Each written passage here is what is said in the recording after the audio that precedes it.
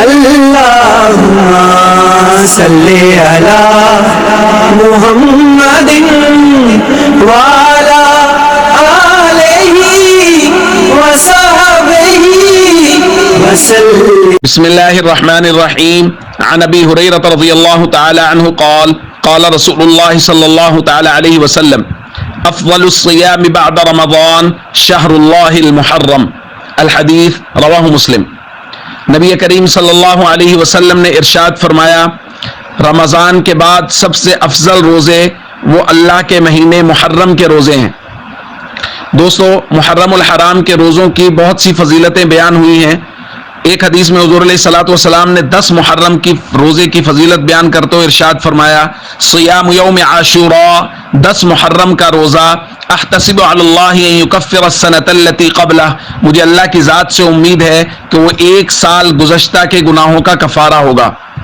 اور 10 محرم کے ساتھ 9 محرم کے روزے کا بھی اللہ کے نبی صلی اللہ علیہ وسلم نے حکم دیا، کیونکہ صحابہ کرام کہتے ہیں کہ حین صام رسول اللہ صلی اللہ علیہ وسلم یوم عاشوراء وامر بصیامہ، جب حضور نے 10 محرم کا روزہ رکھا اور اس کے رکھنے کا حکم دیا تو صحابہ کرام نے عرض کیا یا رسول اللہ، یہ ایسا دن ہے کہ یہود و نصارہ بھی اس دن کی تعظیم کر کے روزہ رکھتے ہیں۔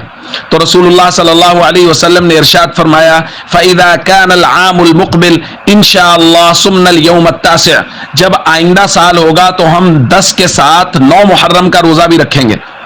لیکن حضور علیہ الصلوۃ والسلام اگلے سال تک آپ صلی اللہ علیہ وسلم دنیا سے رحلت فرما گئے، تو یہ فیصلہ ہوا کہ 10 محرم کے ساتھ ایک روزہ اور رکھنا ہے، چاہے وہ 9 محرم کا رکھ لیا جائے یا 11 محرم کا رکھ لیا جائے،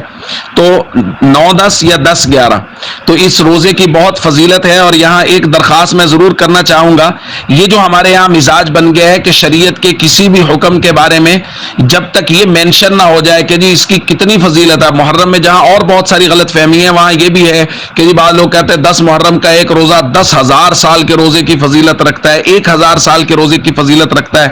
اور یہ جو مزاج بن گیا ہے کہ جب تک یہ مینشن نہ کیا جائے کہ اس عمل سے کتنے سال کے روزوں کا، کتنے سال کی عبادت کا ثواب ملے گا، اس عمل کی طرف توجہ ہی نہیں کی جائے گی، یہ مزاج بالکل غلط ہے۔ بس سب سے بڑی ترغیب اور سب سے بڑی دلیل یہ کافی ہے کہ کوئی عمل اللہ کے نبی صلی اللہ علیہ وسلم نے خود کیا یا آپ صلی اللہ علیہ وسلم نے اس کے کرنے کا حکم ارشاد فرمایا، تو بس ایک مسلمان کے لیے اس سے بڑی اور کوئی ترغیب نہیں ہے اور اس سے بڑی اور کوئی دلیل نہیں ہے۔ اس لیے عمل کی فضیلت کی مینشن کرنے میں نہ پڑیں، بس جو عمل اللہ کے نبی صلی اللہ علیہ وسلم سے صحیح سند کے ساتھ ثابت مل جائے یا اس کا حضور نے اس کا حکم دیا ہو یہ مل جائے تو اس عمل کی طرف پوری توجہ کر کے اس عمل کو کرنا شروع کر دیں۔